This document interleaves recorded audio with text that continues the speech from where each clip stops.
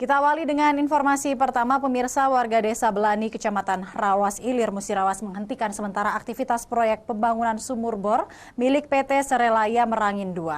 Aksi ini bentuk kekecewaan warga terkait pemberdayaan tenaga kerja lokal.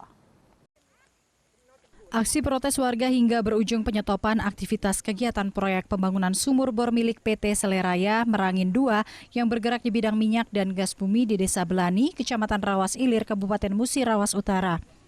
Warga Desa Belani melakukan penyetopan sementara aktivitas proyek yang dikerjakan oleh subkontraktor PT Serelaya Merangin II, yakni PT Devi Mandiri, bekerja sama dengan CV Soma. Penyetopan akan berlangsung hingga adanya keputusan resmi dari PT Serelaya Merangin II terkait pemberdayaan tenaga kerja lokal. Sempat terjadi ketegangan antara warga dengan koordinator PT Devi Mandiri melalui CV Soma.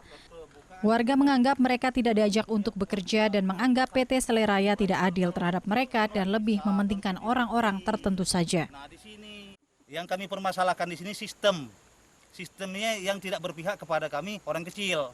Makanya katakanlah ini aksi, bahwa ini kedepannya kan harapan kami diadakan pembicaraan lagi oleh pihak perusahaan sama pihak Tripika lah. Kita sama-sama nalak solusi, jangan kami disudutkan. Warga menyatakan penyetopan aktivitas pengeboran sumur minyak ini akan terus dilakukan jika tuntutan mereka tidak ditanggapi. Dari Musirawas Utara, Faizal Agustiawan, iNews melaporkan.